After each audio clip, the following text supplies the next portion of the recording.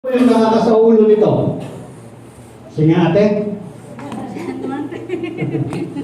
Yan, so pinakatot nito, no? Lahat ng sumampalataya nanalig sa kanya ay pinagkalooban niya ng karapatan na maging anak ng Diyos. Kung kayo po ang papipiliin kayo o bibigyan kayo ng pagkakataon para pumili ng magiging magulang o magiging ama nyo, sino yung pipiliin nyo at bakit? Sino kaya ang pipili kay Henry C? Yung totoo po sige, sino, meron po ba pumasok sa isip nyo nung marinig nyo yung tanong na sino, kung kayo papipiliin o bibigyan ng pagkakataon na pumili ng magiging ama o magiging magulang, sino yung pipiliin nyo? Marcos? Sino po Marcos? Siguro si Ferdinand Senior, no? Hindi hindi papayag si BBM. Siya. Sino ba? Barnel? Henry C. Sabi ko na, number 1 sa listahan. Kahit ako si Henry C. No? Kung papipiliin tayo, bakit? Bakit si Henry C? Mayaman. Ganda naman ako. Siyempre, mayaman. May-ari lang naman ng lahat ng SM. No? May-ari ng video. Ngayon, meron pang SMDC. No? So, titingnan natin. Yan, lumabas yung ano natin, no? Na kung papipiliin tayo, sorry po sa mga magulang nung mga nagsabi, pwede pala kayo yung pipiliin para nilang bibigyan ng pagkakataong pumili ng pangulang. Ayaw kong itanong kay Josh yun, baka hindi rin ako yung piliin niya.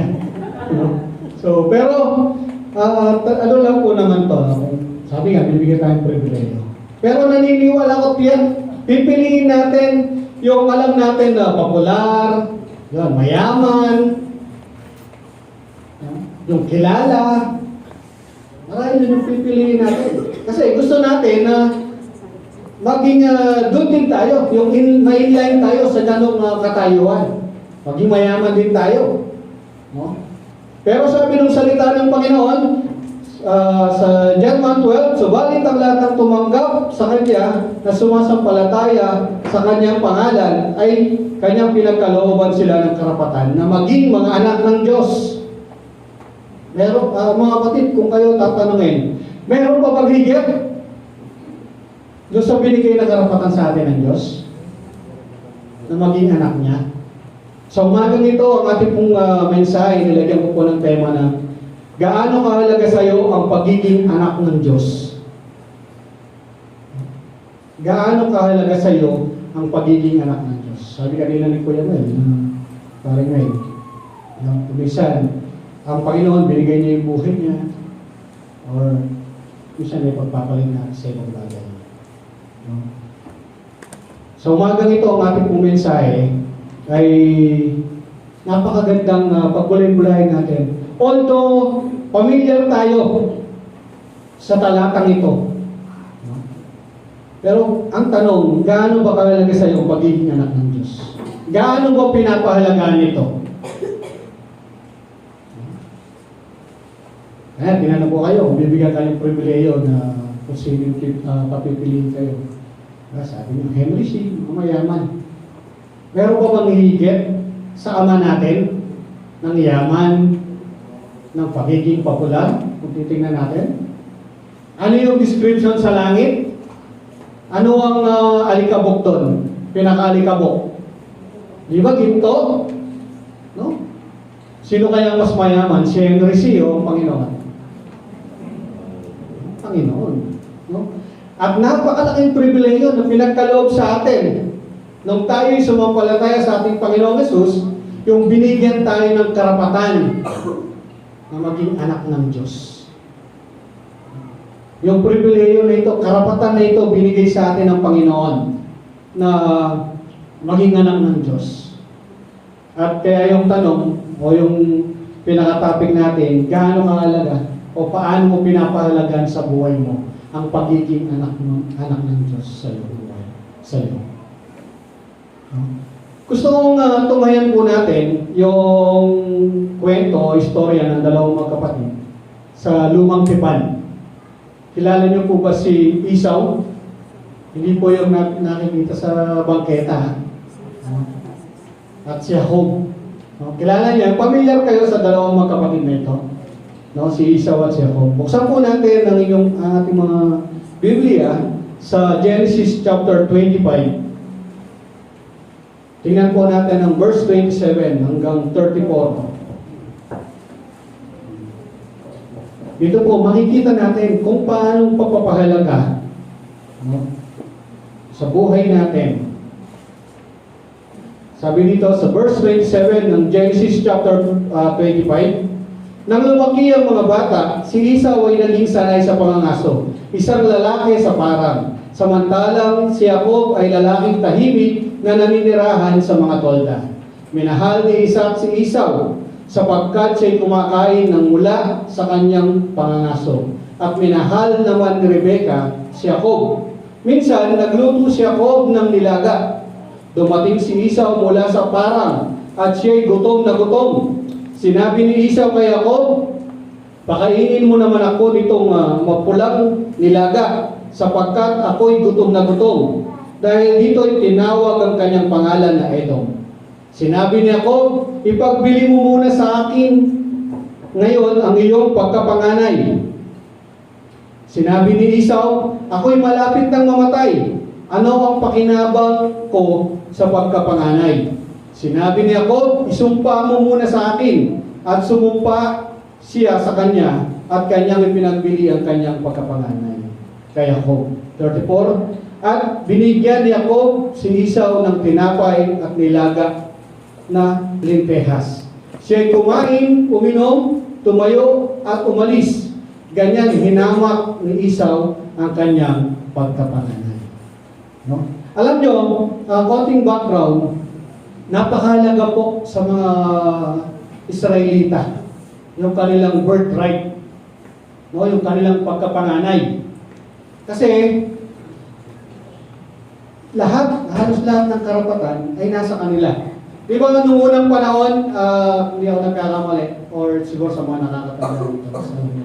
Hindi ba kapag sa pamilya, kapag sa tiyan ng mana, ewan ko kung ngayon, nangyayari pa to, no? Di ba mas lamang yung sa panganay? Totoo ba yun? Naabutan pa po ba ninyo yun? Noon nga, alam ko, pag yung anak na babae, wala. No? Or kung meron man, konti lang. Parang ganun. At dito kung titingnan natin, ganito din. Sa mga Israelita, nung panahon na yun, napakalaki ng pribileyo ng pagiging panganay. At kung titingnan po natin yung kwento, no? Ano po yung mapapansin natin? Ano po yung mapapansin natin sa kwentong ito? Alam niyo mga kapatid, kung titingnan natin, si Esau, ipinagbili niya yung kanyang pagkapanganay sa sa pares.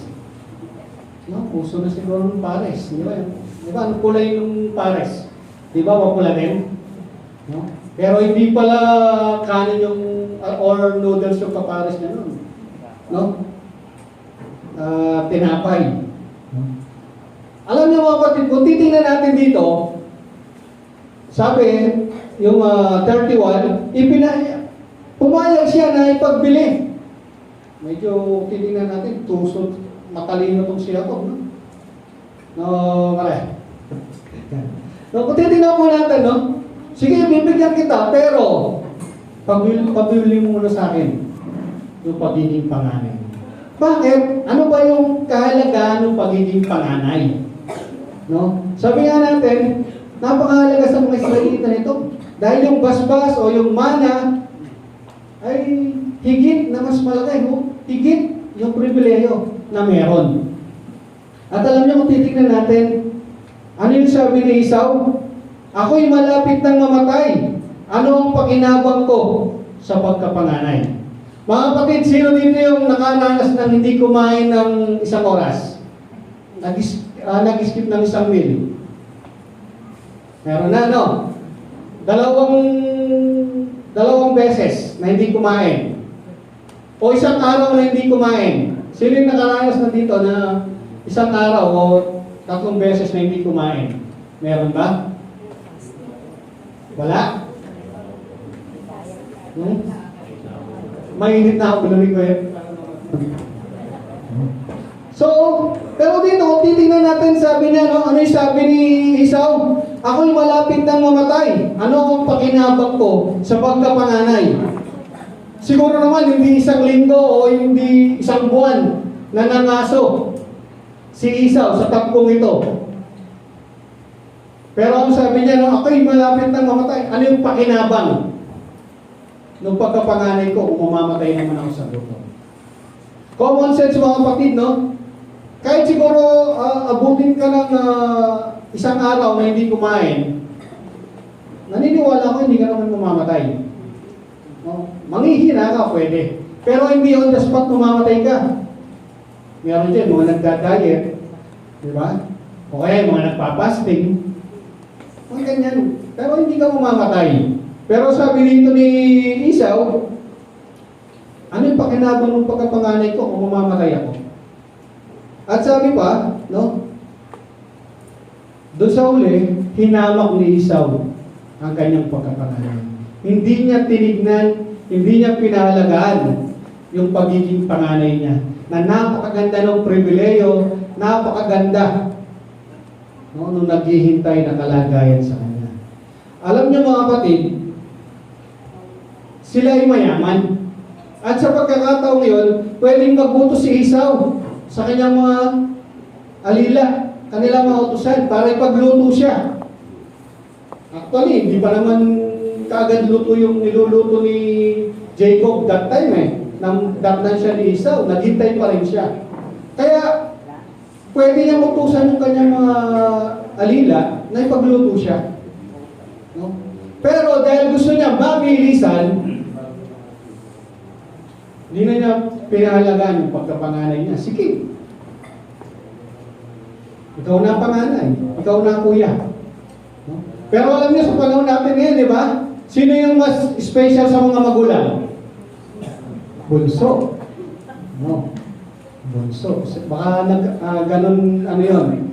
Baka napulot nila yun doon. No? Pero hindi po mga kapatid. So, tingnan natin dito kung paano pinalang halaga ni Esau yung pribileyo, yung pagkakataon na meron siya. No, pinagpalit niya. Sabi doon, sa isang mangkok na nilaga, sa isang mangkok na pares, yung kanyang pagkapanganay. Na napakalaki ng pribileyo. Kung titingnan natin, kung susundan natin yung mga talata, yung istorya ng buhay nila, doon sa uli na-realize ni Esau kung ano yung ginawa niya. Kung ano yung dahil naging bunga ng desisyon niya na pinagpalit niya kung kanyang pagiging panganay. Di ba nung paspasan ni Isaac, Jacob na dapat ay para sa kanya, napunta sa kanya lahat yung pagpapala. No? At ano yung sabi nung huli na? Sabi niya, baka may natitira pa. Basbasan mo pa rin ako, sabi niya sa kanyang ama. Pero wala na. No? In the end, nung storya ng mga kapatid. Bakit ko po inalimbawa ito mga kapatid? Yung kung paano winalang halaga ni Esau yung pagkapanganay niya. O yung karapatan na dapat ay para sa kanya. Sa atin po, bilang sumampalataya sa Panginoon, napakaganda ng naging kalagayan nating ibinilang tayo sa pamilya ng Diyos. Amen po ba? Sabi mga kanina, kung papipiliin tayo ng magulang, pipili tayo yung maganda, yung mayaman, sikat. Pero, bilang sumampalataya sa Panginoon, higit na maganda yung kalagayan na meron tayo ngayon. Dahil ang ating Ama ay ang hari ng mga hari. May lalang, may likha ng sanlibutan. Lahat ng bagay na narito ay Kanya. No? Pero hindi lang ito yung pinamana niya sa atin o binigay niya sa atin.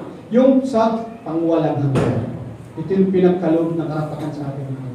Nung tayo sumampalataya sa Kanya. Pero ang nakakalungkot, minsan, ewan ko kung minsan lang, o madalas, binabaliwala natin ito. Sa paanong paraan? Katulad ni Esau, pinagpapalit natin sa isang mangkok na sabaw ang ating pagka-child of God. Tupo ba yun? Ha? Kuminsan, sa simpleng pagkakataon, pinagpapalit natin. Pinagpapalit natin yung pribileyo ng pinagkaroon. Kino-compromise natin yung pagiging anak natin ng Diyos. Sa paano paraan? Kumusta po yung buhay natin? Kumusta kung minsan sa trabaho, sa school, o sa community na kinabibilang, ginagalawan natin? Kumisa sa simpleng bagay, simpleng pagkakataon, nakukompromise yung pagiging mananampalataya natin. Pagiging anak ng Diyos. Pribileyo sa atin, makita ng mga taong nasa paligid natin kung anong buhay meron tayo na binago ni Kristo. Pero kung minsan, sa simpleng pagkakataon, napupulaan ito.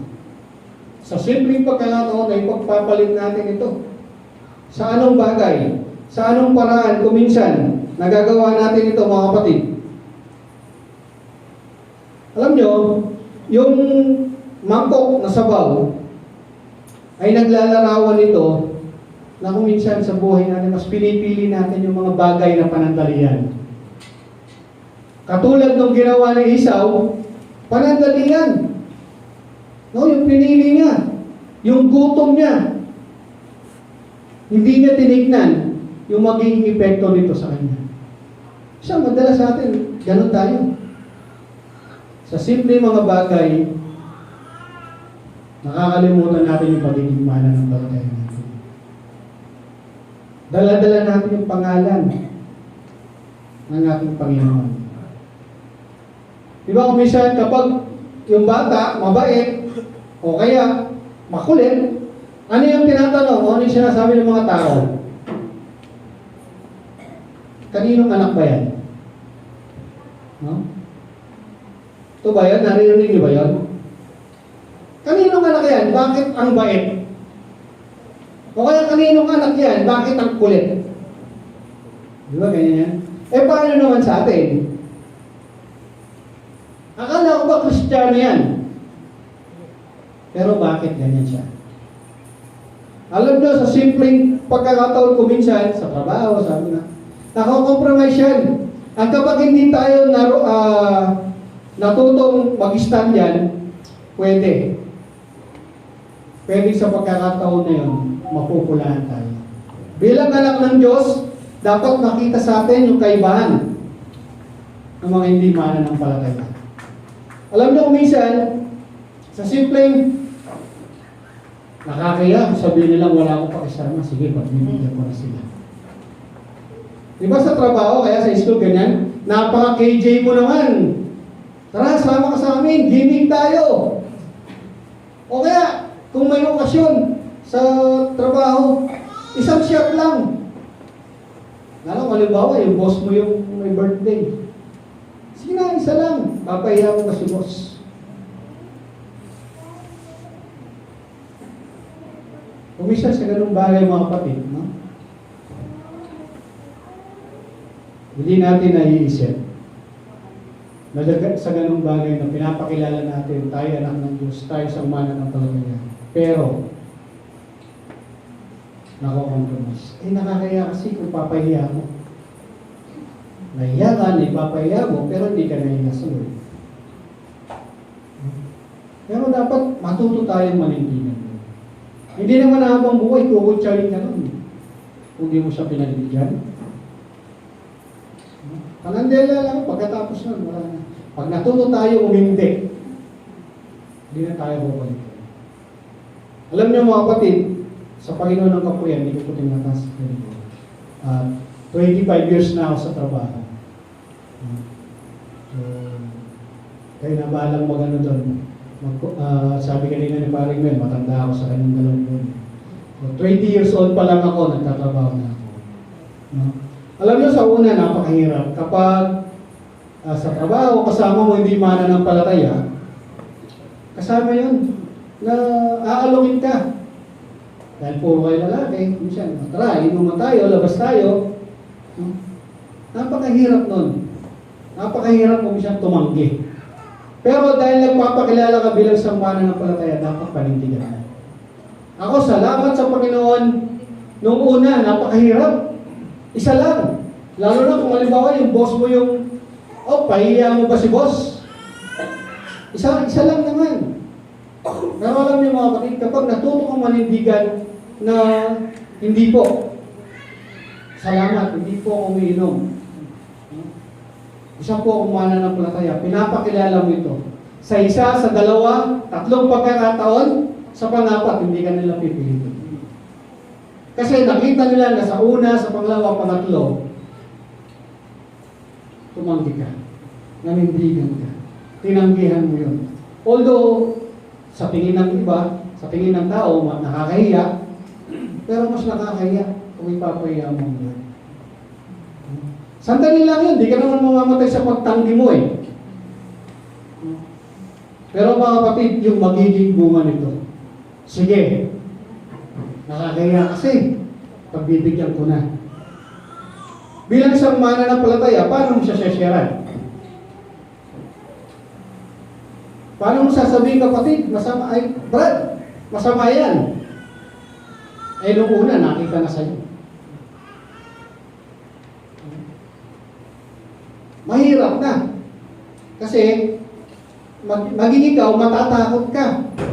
O mag-aalangan ka na mag-share. Kasi, iniisip mo, nakita nito yung ginawa ko eh. Baka hindi na makinig sa akin to.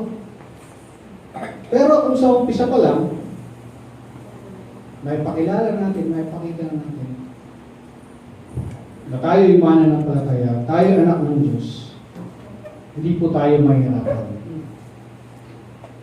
Mga kapatid, sa'yo, ano yung naglalarawan sa sabaw? Ano yung naglalarawan doon sa isang mangkok na sabaw? Bakit isang mangkok na sabaw? Naalin tulad ko dito kay Isaw. Ano yung naglalarawan sa iyo na kung minsan pinipili natin to at kino-compromise natin. O minsan napapawalang halaga yung pagiging mananampalataya natin. No, parang kung napasimple isang mangkok na sabaw. O simple na nagiging dahilan, hindi tayo nagiging aware. Kung di man tayo nagiging aware, ay ano yung bagay dito? No? Na kung minsan, sa halip na ma-enjoy natin, sa halip na maging proud tayo na anak ng Diyos, pero sa ganitong bagay nakikita sa atin, napubuntusan tayo, na mas pinipili natin ito. Na mas pinipili natin at nawawalang halaga yung pagiging mananampalataya natin sa panandaliang kasiyahan na naidudulot dito sa atin. Ano ba yung bagay na nagiging dahilan para hindi natin ma-enjoy yung pribileyo na pinagkaloob sa atin ng Panginoon? Sa buhay natin, alam ko, minsan meron yan. Kainahan man yan, o yung gusto natin, attitude natin, ambition natin, na kung minsan nakakompromise yung pagiging mananampalataya natin. Alam niyo mga kapatid, kung ibabalik natin kay Esau, yung tanong, sa palagay ninyo, totoo bang mamamatay si Esau sa gutom kung hindi siya binigyan ng sabaw ni Jacob sa pagkakataon nito? Di ba hindi? Pero dahil ayaw niyang mahirapan, gusto niya na kaagad makakain. Kaya hindi na niya inisip kung ano yung magiging bunga ng desisyon niya na ito. Tayo mga kapatid, kumisan, na-attract tayo. Na-attract tayo sa tawag na sanlibutan. Katulad nung mabangong sabaw na niluluto ni Jacob. Madalas, na-attract tayo sa bango, sa ganda, ng ino-offer ng sanglibutan. At hindi natin iniisip yung pwedeng maging bunga nito. Siyempre yun, si Esau, gutom na gutom eh. Tapos maamoy mo yung bango ng pagkain. Diba? Sino yung nakaranas dito pag gutom ka na tapos parang may naamoy kang pagkain? Di ba parang mag-ano yung sikmura mo? No? Parang ipaparamdam niya na na-attraction sa pagkain na amoy niya. At tayo bilang samuanan ng palataya, di ba ganun kuminsan? Na-attract tayo sa mga bagay na hatak ng sanlibutan. At ano yung kinakalabasan nito? Kung di tayo nagiging maingat. Di ba nahatak tayo? Ay, masaya sa ano? Huwag na tayong pumasok. O kaya, sa linggo, gimmick tayo. Labas tayo. O kaya, may birthday, may okasyon. Huwag na tayong umatay ng gawain. Punta na lang tayo doon. Mga ganyan ko minsan, napakasimple. Pero, di natin alam na nagiging epekto nito sa buhay natin bilang sarmana ng palataya. Alam niyo mga kapatid, sa ganitong simpleng bagay lang, kung hindi tayo nagiging aware, dito tayo tinitira ng kaaway. Sa simpleng bagay lang, minsan, di natin napapansin, lumalalim, lumalaki yung pwedeng mag-epekto nito sa buhay natin bilang sarmana ng palataya. Nawa mga kapatid, maging matalino tayo sa bagay nito. At higit sa lahat, tandaan po natin na mga bagay na narito ay panandalian na. Di ba? Ano yung sabi? Si Esau, pagkatapos niyang kumain, pagkatapos niyang makapagpahinga, umalis na siya. Naibsan yung panandalian gutom niya. Pero ano yung naging epekto nito? Tayo mga kapatid, sa mga bagay na hindi natin mabitawan, sa mga bagay na nagiging balakid sa buhay natin bilang isang mananampalataya, tandaan po natin, panandalian lang yan. Pero, ang mahalaga, hindi yung dito. Ang mahalaga, tignan natin yung magiging bunga ng pinipili nating panandalian, kaginawaan, kasiyahan. Tingnan po natin yung pwedeng maging epekto nito sa buhay natin bilang isang mananampalataya. Si Esau, ang naging epekto ng kanyang panandalian na pagpili, panandaliang solusyon sa kanyang gutom na naranasan na wala sa kanyang napakagandang kalagayan. So siguro dapat hindi Israelita yung tawag sa mga Israel, baka Edomita. Dapat isinunod sa pangalan niya. Dahil yung dapat na nasa kanya. Dapat yung privilege na nasa kanya. Pero dahil pinagpalit niya ito sa maliit na bagay lamang, titignan natin. At tayo mga kapatid, tingnan po natin kung pwede maging epekto nito. Pinili niya yung panandalian at tayo dapat piliin natin yung pangmatagalan. Mga kapatid, minsan madalas nagiging katulad tayo ni Esau na pinawawalang alaga yung pagiging anak ng Diyos natin. Sa paanong paraan natin nagagawa ito. Di natin namamalayan na sa ating mga desisyon at ay ayaw nating mahirapan, pinagpapalit natin ang maganda sa mas magandang kalagayan. Naghihintay sa atin. Tandaan po natin, bilang isang mananampalataya, tinitingnan tayo ng mga nasa paligid natin. At kinakount nila, tinitingnan nila, tinatandaan nila yung bawat kilos, bawat desisyon na pwede nating gawin. No? Na kung minsan kapag hindi tayo naging maingat, hindi naging maganda yung mga desisyon natin, pwedeng ibalik nila sa atin. Kumusta yung ating patotoo? Kung pangit ang ating patotoo bilang isang mananampalataya, paano tayo magpapahayag ng salita ng Panginoon sa kanila? Sa buhay natin bilang sangbanan ng palataya, sino din yung mga nagtatrabaho? Nag-aaral. Ayan. Kasama, yung nagtatrabaho, nag-aaral. Gumagamit siya ng oras. Kumusta tayo bilang nagtatrabaho, bilang nag-aaral? Kumusta yung oras natin?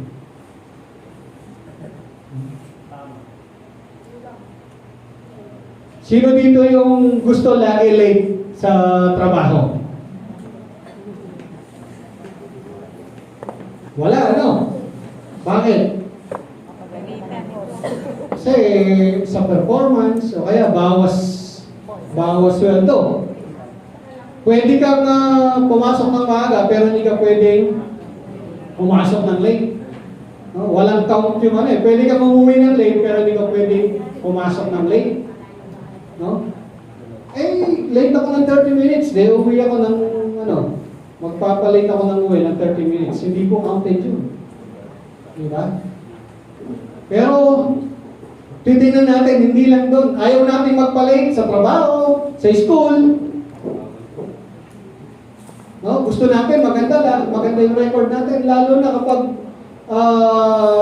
naghahangad tayo ng promotion. Ako dati, nung nag-aaral ako, ang condition ng teacher namin, kailangan wala kang absent sa buong isang SEM. 3 na yung grade mo. Pag wala kang absent, permis, 3 na yung grade mo. Eh, okay. Basta hindi ako absent para sigurado na akong pasado. Ngayon, bonus na lang. Kung mataas yung exam mo, yung quiz mo, eh, lalagpas sa 3. Ganon kahalaga nung nag-aaral ako. Hindi pataas, basta 3 ka, ayos na. Sino dito kaya i-maintain yung lahat ng grade 1? O 1.5? Mga cum laude na yan, no? Sino dito yung kaya i-maintain yung grade na 3 lahat? Ilan na kami na kaya i-maintain yun. Mahirap yun, mas mahirap yun dun sa 1.5. No? Pero dahil sa attendance, wala kang absent, 3. Permis. No? Eh mga kapatid, kumusta naman? Bilang mananampalataya pagdating sa gawain ng Panginoon. Meron bang 3 dito? Sige nga, pakitaas ng kamay, meron 3? Perfect attendance. Hindi siya late, hindi siya absent. 5, 4. Bagsak. Mga kapatid, yun lang, napakasimple. Pag sa school o sa trabaho o sa ibang bagay, ayaw nating nalilate. Pero bakit pagdating sa gawain ng Panginoon, hindi natin magawa na maging maaga tayo? Kung minsan alam nyo, ito yung nagiging dahilan eh. Pag araw ng Sabado,